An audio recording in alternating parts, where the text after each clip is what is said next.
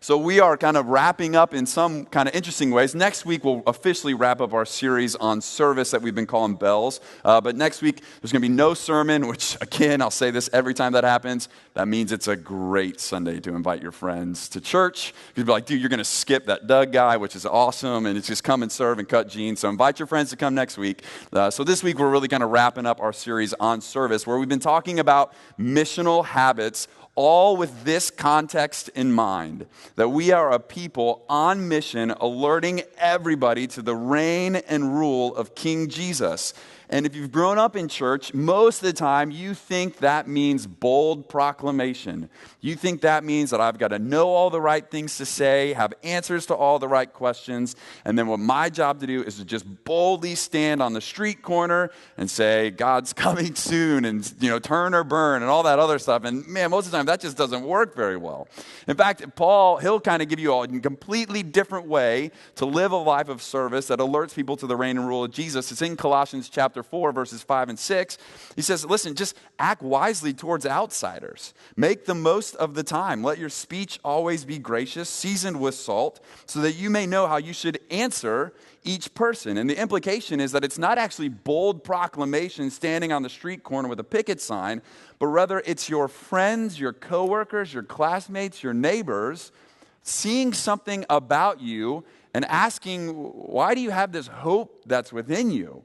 And then our response is to simply just be ready to give gracious answers that alerts people to the change that's taken place within us, to the transformation that God's doing within us, which has nothing to do with us, but has everything to do with the servant king we've been called to proclaim in this world. I love how Michael Frost puts it in the book that we've been reading. By the way, if you don't have a book and you were like, this is the week I'm going to get a book, I just want you to know, they're sold out everywhere. Amazon doesn't have these books right now, y'all, and they have everything. I know because I've bought one of everything on that Amazon Prime, man. Anybody else Amazon Prime? Yes, Lord, come on. Oh, yes, Doug, me, Amazon Prime, that button, man. It's crazy, right? So if you were hoping to get a book this week, I'm so sorry. I'd love to give you mine. No, I can't because I promised it to my in-laws, so I can't give you this book even. But if you have a Kindle, you can download it online, or I'm sure in a couple of weeks they'll be printing some more. We couldn't find them anywhere. But anyways, in this book that we've been reading during the series, Michael Frost says this, that the key is to equip believers to see themselves as sent ones. Ask yourself that question this morning. If you find yourself a believer, do you consider yourself somebody who's sent? That the key would be then to foster a series of missional habits that shape our lives and values and to propel us into the world confidently and filled with hope. So we've been talking about these values or these missional habits of blessing those around us, of eating with those around us, of spending one time a week listening to God. And then this week you read about learn. Now, I'm kind of a statistics guy. And Michael Frost actually tweeted some statistics from a poll done in Australia that I thought was perfect timing to the series that we're in. And I wanted to share it with you guys this morning. Here are the three biggest repellents to Christianity. Number 3, philosophical discussion and debating of ideas. No one likes to debate, and it never goes well. It actually repels people from the message that we're proclaiming. Number 2 is miraculous stories. I don't really believe that, and now it just sounds like you're making it up, and so I'm not interested in that. And then the number 1 repellent to Christianity is hearing from public figures and celebrities who are examples of that faith. So there was a season in the church where everybody was just praying, please God, let Tim Tebow learn how to play football really well because he wants to play football for you, God. It wouldn't have gone well. It's okay that he's terrible at football. He's playing baseball now, by the way. Have you seen this? So maybe he'll play baseball for Jesus, but it's actually a huge repellent when we hear public speakers talking about their faith. Now here we have been talking about just missional habits, daily habits, not big pictures, not debates, not miraculous stories, but just everyday rhythm of life stuff. Here are the 3 biggest attractors to Christianity in this poll that was taken. Number 3, stories or testimonies from people who have changed due to their faith. Go figure. Just stories of everyday people whose lives have changed because of their relationship with Christ. Number 2, experiencing a personal trauma or life event. Man, you walk through something kind of crazy and it seems to just draw you closer to God. It's interesting that way. And then number one is seeing people who live out a genuine faith. You want to change your world, live out a genuine faith. Notice the word isn't live out a perfect faith. So when's the last time you've talked with a coworker and they said, "How are you?" and you didn't answer, "I'm doing great, blessed and highly favored, doing awesome, wonderful, great, awesome." No, genuine faith. This is actually one of the biggest attractors. This was my favorite quote from the whole study that was done. It's so awesome. This is Australian guy. "Maybe try and push the Jesus thing rather than the come to church and learn about the Jesus thing." Mate. I'm sure he put mate at the end because he's Australian. But like it's that simple, right? Like just maybe try the Jesus thing. Have you noticed that every one of our missional habits that we're talking about and reading about in this book, you can't do here on a Sunday morning? It's actually impossible for you to do it here on a Sunday morning. Rather, we would leave from this place and just live out a genuine life, encouraging people to just see this Jesus thing.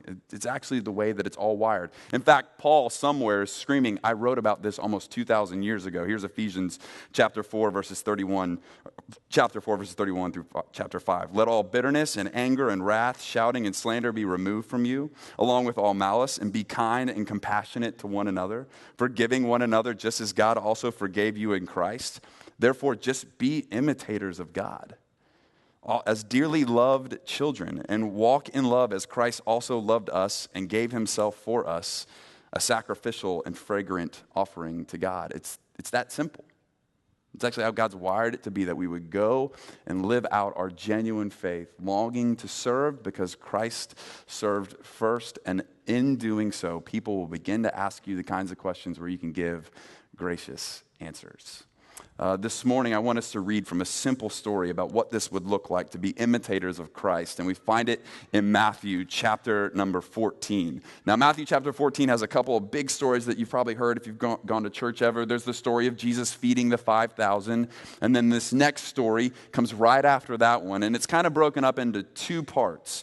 Here's Act 1 of our story in Matthew chapter number 14. Jesus is with his disciples. He's just fed 5,000, and it says that immediately he made the disciples get into the boat and go ahead of him to the other side while he dismissed the crowds. After dismissing the crowds, he went up on the mountain by himself to pray. If you got to come to the Six-Sided Men event yesterday morning, you got to hear this great message from Jason about the importance of spending time alone in prayer. If you missed it, men, next month we're going to be meeting on a Saturday morning, 7 to 9 a.m., free donuts and coffee. It's a great time to just talk about life and live in that genuine faith, so I want to invite you to come to that.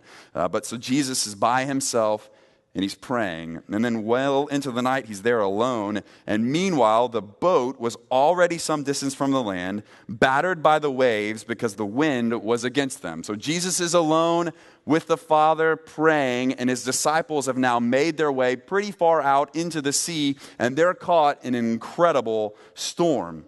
It says that Jesus came toward them. And by the way, that might be the most beautiful picture of the gospel that there is. If you're here this morning and you're not really sure where you are with this Jesus thing, first of all, I'm glad that you're here. This is a great place to process your doubts and ask questions and those kind of things. So welcome. I'm glad that you're here. And I don't want you to miss the beauty of this story. In fact, here's a little insight into the Robinson home. Last night, I'm alone watching some playoff hockey. Anyone else? Playoff hockey?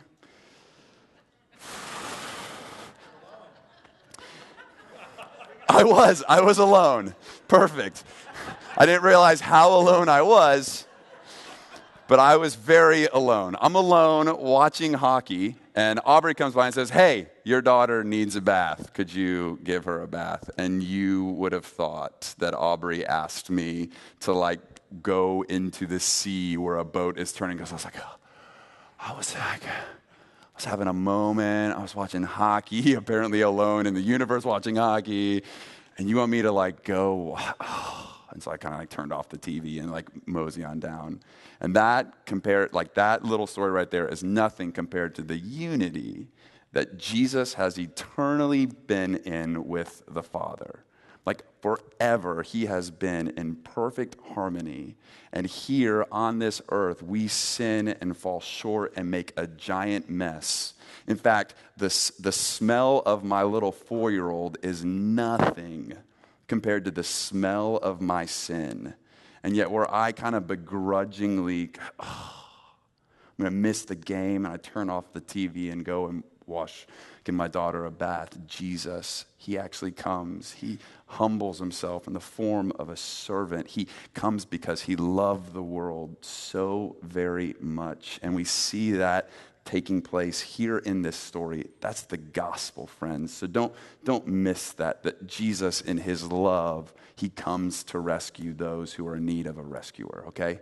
Like that's the good news. That's the really good news. So Jesus, he's alone, unison with the Father, sees his disciples on a stormy sea, and it says that he came toward them, walking, like you do if you're Jesus, on the sea very early in the morning. When the disciples saw him walking on the sea, they were terrified, as you would be too, and they screamed, "It's a ghost!" And they cried out in fear, and then immediately Jesus spoke to them, "Have courage, it is I. Don't be afraid." Now, the exact translation of "it is I" has been heard once before, and you would have picked up on what Jesus was saying, especially if you were a good Jew. It's out of Exodus chapter number 3, verse 14. This guy named Moses has been given this task to go in the name of God, and Moses says, well, who should I say I am representing? And God says to Moses, I am who I am. That is what you are to say to the Israelites. I am has sent me to you. And Jesus says, do not be alarmed. It is I am. Now, all of a sudden, Jesus is saying something a little bit different, right? He's not saying he's a good teacher. He's not saying he's a nice prophet. He's not saying no, he is claiming in that moment that it is me, God in flesh.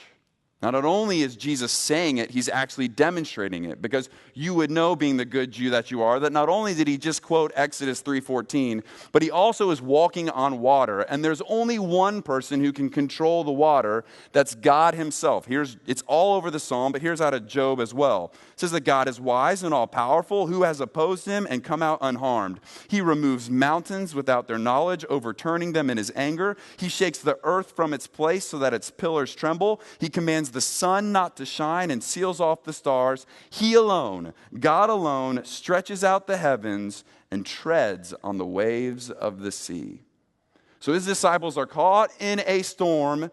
This guy comes walking on the water. They think it's a ghost, and Jesus says, no, don't be afraid. It is me, God in flesh. And as he's controlling, literally walking on the water, he's also demonstrating, no, it is me, God in flesh. And if we are going to be a missional people and a church on mission, we've got to arrive at the same conclusion that the disciples did. Is what Jesus said and is what Jesus demonstrating true? So often, Jesus very quickly becomes a nice guy. Or he says some nice things, or he's got some good ideas. And Jesus claims, no, I am God in flesh. He demonstrates, I am God in flesh. And our response has to be the same response that we see with our friend Peter. Peter says, Lord, if it's you, command me to come to you on the water. If you really are who you say you are, if you really are who you demonstrate me to, you are demonstrating to be, command me to come out of the water. And Jesus said, come. So, climbing out of the boat, Peter started walking on the water and came towards Jesus. But when he saw the strength of the wind, he was afraid. And beginning to sink, he cried out, Lord, save me. Now, immediately, Jesus reached out his hand, caught hold of him, and then said to him, you have little faith, why did you doubt?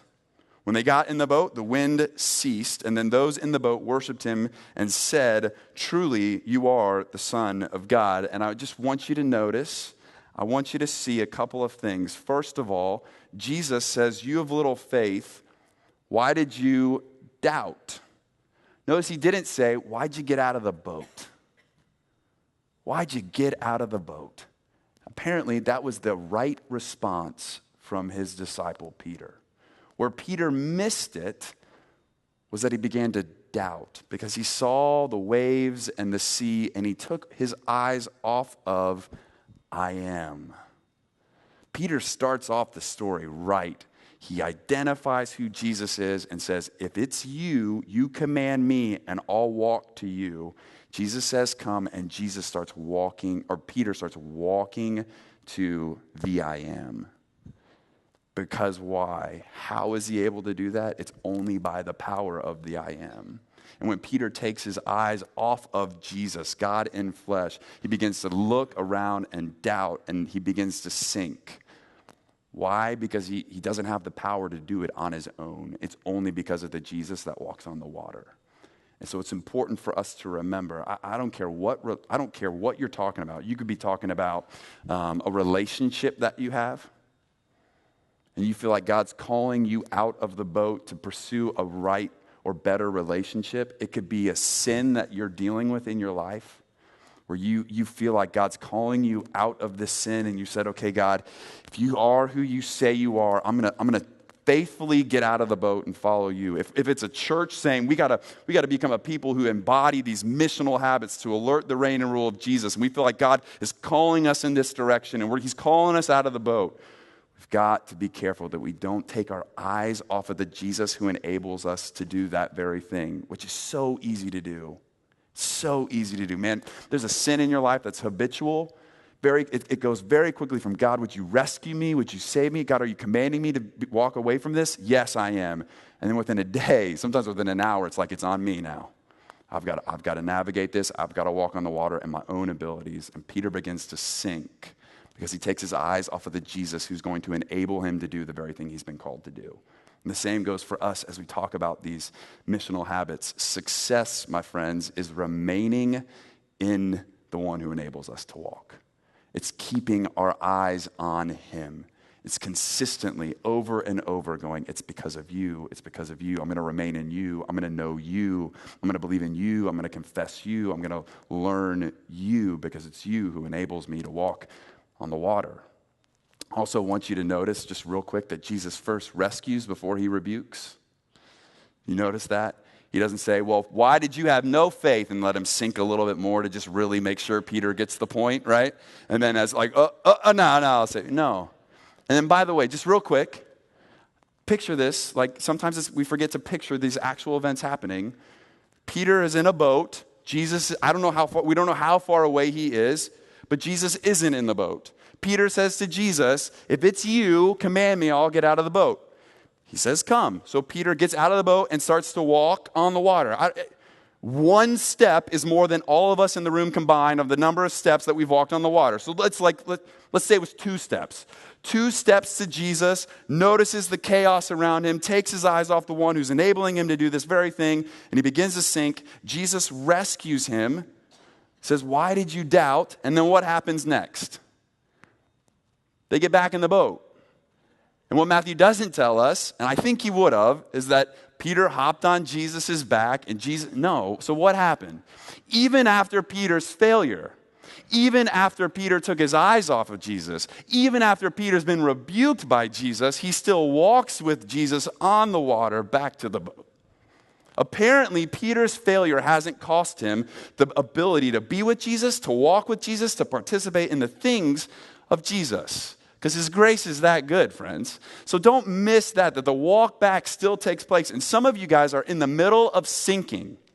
Like some of you guys are about to go under the water and you aren't reaching out to Jesus because you think he's going to either let you sink or you've disqualified yourself from walking back into the boat. And it's not true. It's a lie. Reach out to the one who saves. Reach out to the one who saves. He longs to save you. That's why he came. That's why he came, all right? So success is going to be remaining in Jesus, keeping our eyes on this Jesus. And there's a story found in John where after Jesus' death, burial, and resurrection, they talk to, the disciples run into Jesus, and Jesus shows them his hands and the scars, except one of the disciples, Thomas, isn't there. In fact, we read about it here in John chapter number 20. Thomas, called the twin, one of the 12, was not with them when Jesus came. So the other disciples were telling him, "We've seen the Lord." But he said to them, "If I don't see the mark of the nails in his hands, if I don't put my finger into the mark of into his side, I will never believe." A week later, his disciples were indoors again, and Thomas was with them. Even though the doors were locked, Jesus came and stood among them and said, "Peace be with you." Then he said to Thomas, he gave Thomas the same opportunity every other disciple guy. He says, "Hey, Thomas, put your finger here and look at my hands. Reach out of your hand and put it on my side. Don't be faithless, but believe." What's Jesus saying? Hey, Thomas, eyes on me. Here, look, touch and see.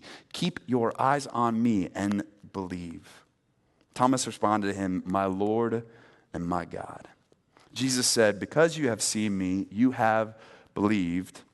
But blessed are those who have not seen and yet believe." And then I love what John says next in his gospel, especially as we've been reading this week with this habit of learning. It says that Jesus then performed many other signs in the presence of his disciples that are not even written in this book. But these are written so that you may believe that Jesus is the Messiah. You can hear John saying, "I'm writing all this down so that I can help you see." That you could learn Jesus, know Jesus, confess Jesus, believe Jesus, and remain in him. I'm writing all this down so that you may believe that Jesus is the Messiah, the Son of God, and that by believing you may have life in his name. This is why the habit of learning, spending time each week learning, is such an important part of having this missional lifestyle, where we're longing to alert those around us to the reign and rule of Jesus. It helps us remain in him. It helps us keep our eyes on him. It helps us not focus on the waves around us as we learn Jesus. And each and every week in this series, I've been interviewing some practitioners of our habits. Again, we can't really practice these habits here on a Sunday morning. And so my hope has been that just to kind of remove some of the mystery around some of these habits. Maybe you don't have the habit of learning Jesus and reading once a week or twice a week, something about Jesus or blessing or eating. So each week we've been talking to some people who have this habit. And so I'm really excited this morning to talk with two of our friends, Andy Dunham and Lisa Chapman. So y'all welcome them to the stage.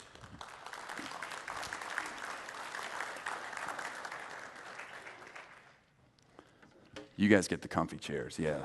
Here, we'll even scoot them out a little bit so everybody can see you. If I can. That's all right. So it was really fun. I've been asking, each week I've been asking, hey, who should I talk to this week? Who should I talk to this week? And it was really fun to hear your names come up over and over again. So no pressure. No pressure. Did you turn it on? Here, is it on? All right, there you go. Yeah, push it up. All right. So, ironically, this wasn't part of the plan, but you guys are both Bible class teachers here at Sugar Grove, whether regularly or you filling in. And just real quick, tell us your name and what you do, like Monday to Friday. Okay. My name's Andy Dunham. I'm an attorney. Perfect. And Lisa? I'm Lisa Chapman, and I'm in information technology. We call it IT. You either hate them or you love them. Project manager. Perfect. Like I didn't have to go to school nearly as long as you did. You probably don't have as much student debt as I do either.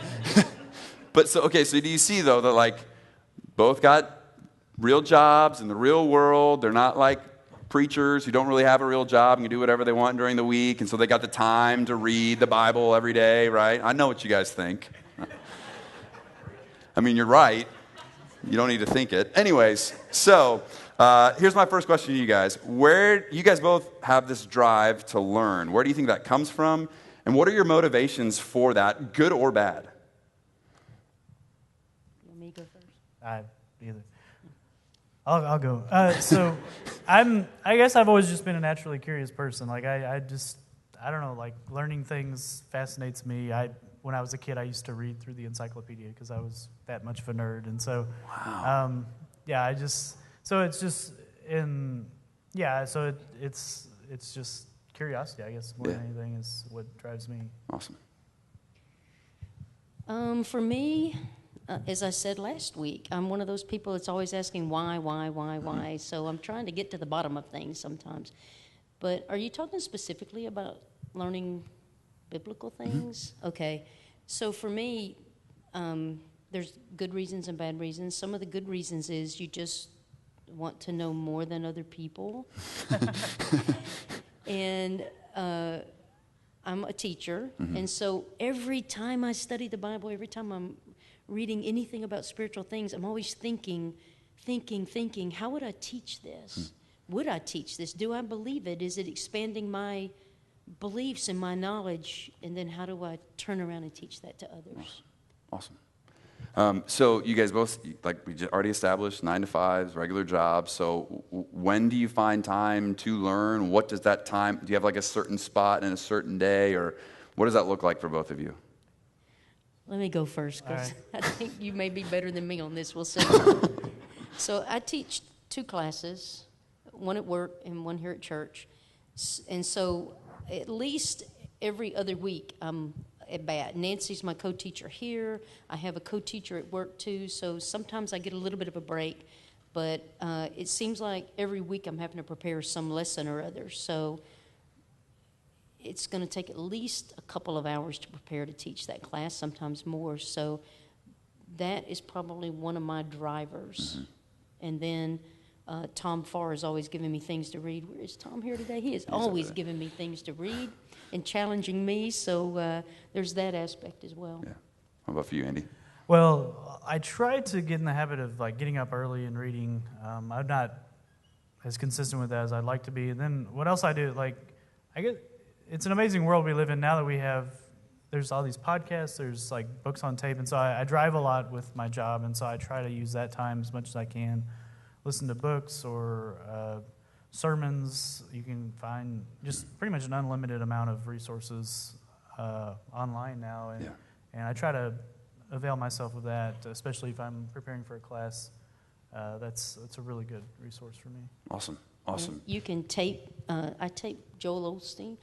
No offense to you, but I tape him and listen to his sermon every week. And you're right. I use. You probably have a lot of you probably have this on your iPhones or whatever kind of phone you use. YouVersion. They have tons of versions of Bible, which is awesome. But they also have, I don't even know how many devotions with videos, audio, textual studies, all sorts of things. And I've been sampling those as well. It's awesome. So that is, podcasts in the car, finding an hour here, finding an hour there, books, apps. There's an endless possibility here, right? And so hopefully, man, one of those you're like, ooh, I got some time in the car. I sit in Houston traffic all the time, so I'm going to go to that YouVersion thing or find a good sermon to listen to since I miss it on Sundays. And number 3, are you learning a little bit every time? Are you simply reviewing information? Are you having like these epic major revelations every time you're learning? What's happening most of the time? Give us a day-to-day. What's happening when you sit down and learn? I will say, sometimes you're just kind of grinding it, especially like for me, personal Bible study. I don't know if anyone's ever read the first 9 chapters of 1 Chronicles, but there's not a lot of it's just genealogies, right? So I'm not sure exactly what we're supposed to get. So there are dry seasons, I guess I would say, but then there's also things that you'll revisit and you're like, I've read that 10 times, but then all of a sudden it's like, how did I miss that? And so it's I think that's part of the journey is God teaches us through that He's there the whole time, but we just don't always experience it the same way. Yeah, awesome. What about for you, Lisa? What was the question again? So when you sit down to learn, are you learning something new every time? Are you hearing the voice of God every time? Is it reviewing? Are you going across some chapters where you're like, oh, why is this even in here? Just what's happening? Just help us understand. What's it look like for you to learn? There's plenty of that too. The reason I had you talk first a minute ago about how you study the Bible, I know lots of people who study every single day, and I really admire that. Especially the ones that get up early to do it. Man, that's not me. Yeah. And I work from home. it's really, I just have to come down, fix my breakfast, and sit down in front of the PC, and I'm working. when I study, like I said, I'm always thinking, how will I teach this? So I'm not usually doing skimming the surface. I'm always deep diving. And what that means is I'm not usually reading genealogies and other, just reading broadly. I'm reading more focused. And I nearly always am reading commentary, and it's not above me to get on Wikipedia and dive into topics a little bit more and just do some searching in Google. But every single time, do you learn something new? Do you have epiphanies? No, but occasionally it happens. And like last week, I was teaching a topic in Bible class here, and I go, they have heard a million sermons on this. They've heard everything there is to know about this. How am I going to teach it? And so when I sat down and studied it, I was like, oh, I never knew that, or I saw something new. And so I think if you go to the scriptures wanting to find new things out and wanting to be surprised, it's there. Yeah. But you got to be looking at it that way, not just I'm just reading it because I need to read it. Yeah, that's good. That's good. In the chapter that we read this week, Michael Frost talked about different resources that are available. He mentioned some movies that you can watch if you're a visual learner. Do you guys have other resources that you have found have been helpful in the past or currently? Something like those YouVersion devotionals or a different kind of book besides just getting to the Word every time? Well, yeah, I already mentioned the YouVersion devotionals, which I do highly recommend.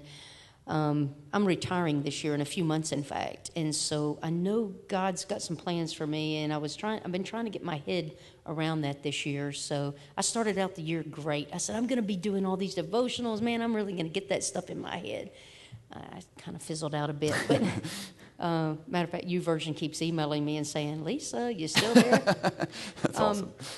And as I mentioned to you Wednesday night, I'm trying Jesus Calling, because so many of you out there love Jesus Calling, and people are always quoting it and sharing it, and I know it's so meaningful to people. And I started reading it, and I go, oh, I hate this. I just hate it. I'm still reading it every single day because I'm waiting for the epiphany. Yeah. But no, it's different, and it's not my style, but I'm still learning from it. So I'm hanging in there to support all of you guys who love it. Yeah. I also read other books, so I actually jotted down a few on the back of a calendar thing here.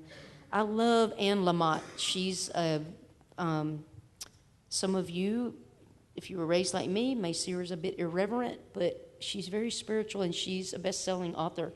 Been doing a book tour lately, so she's really in the news lately, and I love her writing. My favorite book she ever wrote is on prayer, and it's called Help, Thanks, Wow, 3 Essential Prayers. And if you've ever struggled with prayer or gotten frustrated with prayer and my prayers aren't being answered, this is the book to read, because she gets into all of that stuff, and it's awesome. She talks the way we think and talk, so I like that. I have books that I go to if I'm fixing to start teaching on a particular topic. I go and I read this. There's one called The Complete Guide to the Bible by Stephen Miller. And if you're going to be a teacher and you're teaching books of the Bible, I highly recommend it to get your head into that book before you get started. Tom turned me on to a couple of books that I thought were fantastic. One is by Rob Bell called Love Wins. It's a little short book. It's written almost like poetry, very challenging to me, not because it was written like poetry. I thought it was beautiful to read, but some of the things that are taught in that book are very challenging to me, and I love things that challenge me, except for some people that challenge me. I recommend anything by Ray Vanderlaan. Get into his DVDs, his books and stuff, man. You'll learn a lot about culture and history if you read his stuff. And then another book that Tom recommended to me, and I haven't read it yet because it's the size and weight of a cinder block. I have it in my house. I am going to read it when I retire, Tom. But I have gone out and looked at the lecture on YouTube, and it's by Edward Fudge, who is an elder in the Church of Christ here in Houston, in fact. And he wrote a book called The Fire That Consumes, and believe it or not, it's about hell. So yes, I am committed to reading a book this thick about hell. It's coming up, and I'll be seeing what I can teach you. Well, I haven't read any large books on hell recently. I've had 2 Christian authors that have really affected my faith, and 2 books, one by each of them in particular. One is C.S. Lewis. I think some of y'all probably have read a lot of his, and if you haven't read Mere Christianity, I would highly recommend it to you. To me, it helped me think through a lot of issues as to why do I believe what I believe, and does this make sense? And as a modern person, is it just crazy to believe in God and Jesus and all that, or does it have some sense to it? And then the other author who's very similar is N.T. Wright. I think you've quoted from him extensively. A particular book he wrote called Surprised by Hope, and it's about the resurrection and kind of what happens to us when we pass away. And I read it about 10 or so years ago, and it was at a point in my life where I really was feeling kind of dry spiritually, and I felt like I was just kind of going through the motions of church and things, and like, is there more to my faith than this? Is it just, being a regular attender, or is there more to faith than that? And it really, it challenged me, and it inspired me to think more deeply about things. And I've read other things by N.T. Wright, and he's all like C.S. Lewis, but he's actually a trained theologian, so it can be very deep at times and very, but I just love the way he thinks through spiritual issues. That's awesome. Hey, y'all thank our interviewers this morning, interviewees. Thank you, guys. Awesome. So, man, I appreciate your honesty, both of you. Man, I'm reading books that I love, and then I'm reading books that is just painful to read through. You guys both admitted that, like, hey, there are seasons where I'm going to read every day, and then that doesn't happen. And we're certainly praying for you, because you're the only two that have ever made the commitment to read and then not follow through on that commitment, right? So we'll certainly pray for you. But man, just be encouraged by their honesty. And if you're looking for a book, man, go ask them. Come find me. I'd love to help you. Maybe look for a book. And again, it can be just that simple. Download the app that emails you a reminder to get into the Word and to learn, to keep our eyes on Jesus. He is the one who enables us to walk on water.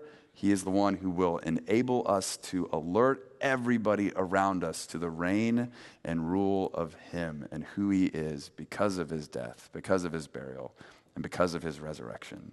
So I want to encourage you to step into this missional habit of learning, all right? Try it out and just see where the Lord takes you.